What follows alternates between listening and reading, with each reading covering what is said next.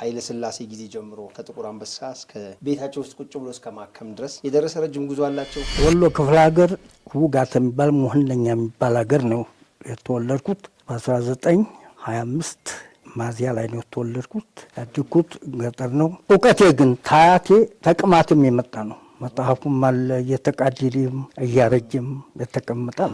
በተቻለም እያጣፍኩም ሕክምና ውስጣቸው ጋር ሸከማል ይባላሉ። በየጫካው እየሄድን የቅጠል ይሄ ነው የቅጠል ለዚህ ነው ይሄ ያሉ እንጥፋለን። እሳቸው ሰያህ ናቸው ይሄዳሉ በየሀገሩ። እኔም ኢትዮጵያን በሐረር ቢሆን በጅማ በሊባቡርም ቢሆን መቅሞንም ቢሆን ሄጄዋለሁ ብዙ ናቸው እሳቸው ጋር። ይሄ ቅጠል ለዚህ ነው ይሄ ቅጠል ለዚህ ነው። አባቴም እንግዲህ ታያታቸው የተቀቡት ተጌታው ሸኑራ የሚባሉ ከሱዳንና ኢትዮጵያ ተወላጅ ናቸው። ለእርሶ ምን ናቸው? የአባቴ ሼክ ናቸው። ተሳቸው አባቴ ላይ ከአባቴ ደግሞ እኔ ላይ በእናቴም በኩል ሼክ ናቸው። በአባቴ በኩል የመጡ ናቸው ሼክ ኑራ ይህን የሚያስተምሩን። አባቴ ደግሞ ሼክ ከማል የሚባሉት እንግዲህ ቲጃኒ ናቸው። በየሀገሩ እንሄዳለን። በኤርትራ እንዞራለን፣ በትግሬ እንዞራለን፣ በወሎ በጎንደር።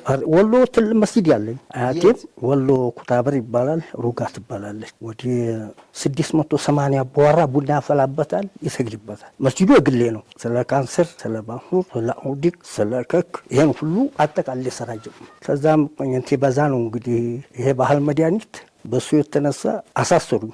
ሆስፒታሉን ዘጋው።